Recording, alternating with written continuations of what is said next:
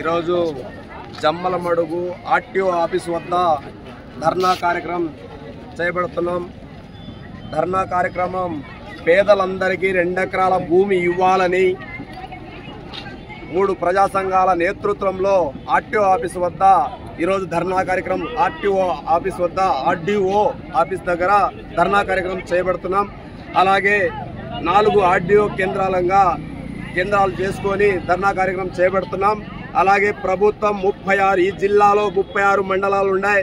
ఆ మండలాల్లో ప్రతి మండలంలో భూమి లేని మండలాల్లో కూడా కొనుగోలు చేసి నిరుపేదలు ఎవరున్నారో వారందరికీ 2 ఎకరాల భూమి ఇవ్వాలని ప్రభుత్వాన్ని డిమాండ్ చేస్తున్నాం. బాబు సూపర్ 6 అన్నారు. సూపర్ 6 కానీ ప్రజలకేమో కానీ లేదు, కానీ మీరైతే సూపర్ 6 కానీ హైట్లో మీరు సూపర్ 6 ఉన్నారని చెప్పి ప్రజలు అంటున్నారు. మీరు సూపర్ 6 ఎప్పుడు అమలు చేస్తారు? నిరుపేదలకు 2 ఎకరాల భూమి ఎప్పుడిస్తారని చెప్పి ప్రజలు గిరిజన సమైక్య తరపు నుంచి మిమ్మల్ని డిమాండ్ చేస్తున్నాం, అడుగుతున్నాం. ఈ రోజు రాష్ట్రంలో మీరు పరిపాలన చేసి ఈ రోజుకు 6 మాసాలు పూర్తి కావస్తున్నది.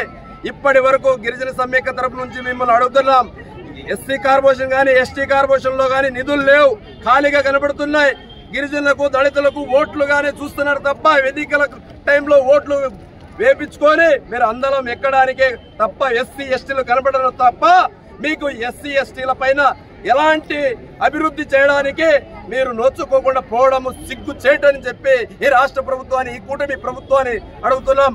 అలాగే ఎస్టీల పైన కానీ ఎస్సీల పైన కానీ ఈ రాష్ట్రంలో జరుగుతున్న ఎన్నో అక్రమాల కేసులు ఇచ్చే వారికి సతాయించడం ఏ రకంగా సైకో నిజానికి నిదర్శనంగా చేస్తున్నారు. అలాగే వారికి కావాల్సింది ఉపాధి పథకం కానీ ఉపాధి పథకాలు కానీ ఎలాంటి కానీ ఉపాధి చూపించడం లేదు. ఈ జిల్లాలో ఎస్సీలకు ఎస్టీలకు 78 సంవత్సరాలైంది స్వతంత్రం వచ్చి ఈ రోజు కూడా ఎస్సీలకు ఎస్టీలకు ఎలాంటి అభివృద్ధి నోచుకోక కొండ ప్రాంతాల్లో దుర్భరమైన జీవనం గడుపుతున్న పేదలందరికీ 2 ఎకరాల భూమి ఇచ్చి వారి ఆత్మగౌరవాన్ని కాపాడాలని రాష్ట్ర ప్రభుత్వాన్ని గిరిజన సమైక్య దళితుల పోరాట సమితి డప్పు కళాకారుల సంఘం నేతృత్వంలో ఈ రాష్ట్ర ప్రభుత్వాన్ని డిమాండ్ చేస్తున్నాం.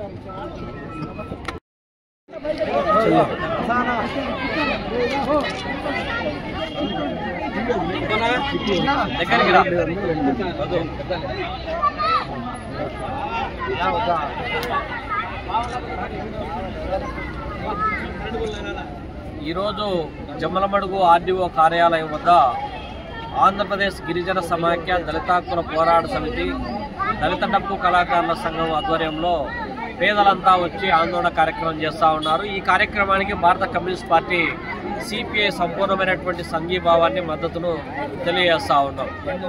ఈ సందర్భంగా అర్హులైనటువంటి పేదలందరికీ కూడా గ్రామీణ ప్రాంతాల్లో 2 ఎకరాల సాగుభూమి ఇవ్వాలనేటువంటి డిమాండ్తో చేస్తూ ఉన్నటువంటి ఈ పోరాటానికి మద్దతు తెలుపుతూ ఉన్నాం.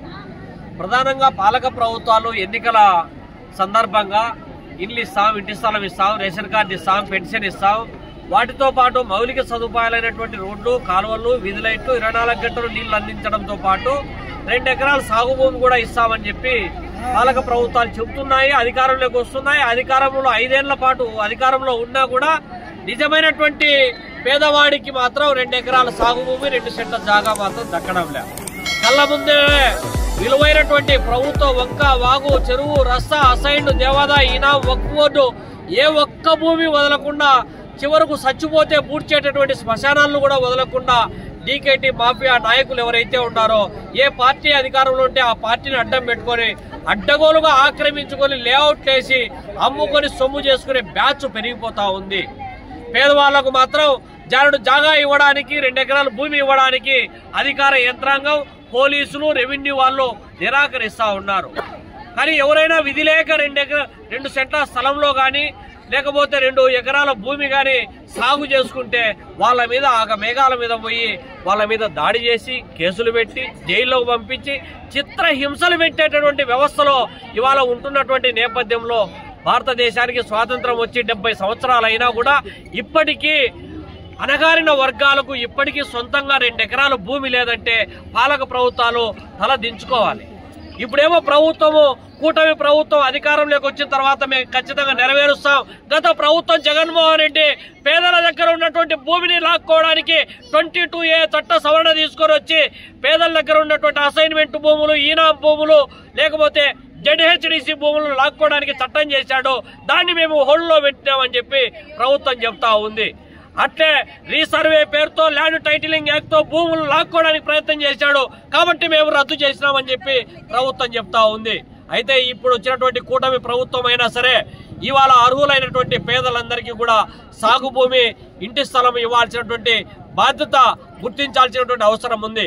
ఇప్పటికే ప్రభుత్వం చేపట్టినటువంటి రెవెన్యూ సదస్సులు ఏవైతే ఉన్నాయో చాలా గ్రామాలలో రెవెన్యూ సదస్సులు జరుపుతున్నామని చెప్పి చెప్తా ఉన్నప్పటికీ కూడా ఏ గ్రామంలో ఎప్పుడు జరుగుతూ ఉంది, ఏమేమి సమస్యలు ఉన్నాయి, ఆ సమస్యలను ఏ విధంగా వాళ్ళు అర్జీ పెట్టుకోవాలనేటువంటి విధి విధానాలు ప్రకటించకుండానే ఊరిక మొక్కుబడిగా ఇవాళ ప్రజా వేదికలు ఉంటున్నాయి తప్ప, రెవెన్యూ సదస్సులు ఉంటున్నాయి తప్ప ఆచరణలో నిజంగా దీర్ఘకాలికంగా భూ సంబంధ సమస్యల పరిష్కారానికి రెవెన్యూ యంత్రాంగం కృషి చేయడం లేదనేటువంటి విషయాన్ని ఈ సందర్భంగా గుర్తు చేస్తా ఉన్నాం.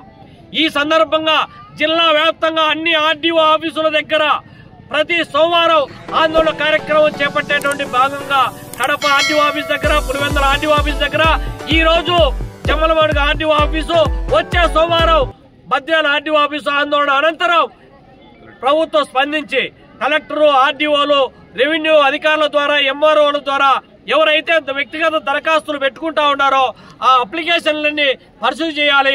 క్షేత్రస్థాయిలో విచారించి లబ్ధిదారుల జాబితా రూపొందించాలి. ఏ పార్టీ అధికారంలో ఎన్నికలకు పోయేటప్పుడు ఆ పార్టీ నాయకుల కనుసన్నల్లో బినామీలతో భూములు ఎక్కించుకునేటువంటి విధానానికి స్వస్తి చెప్పాలి. నిజమైనటువంటి లబ్ధిదారులకు అసైన్మెంట్ కమిటీ ద్వారా వీళ్ళని ఎంపిక చేయాలని చెప్పి ఈ సందర్భంగా డిమాండ్ చేస్తా ఉన్నాం. అధికార యంత్రాంగం, జిల్లా కలెక్టర్ స్పందించని పక్షంలో కలెక్టరేట్ ముట్టడి చేస్తామని చెప్పి ఈ సందర్భంగా హెచ్చరిస్తా ఉన్నాం.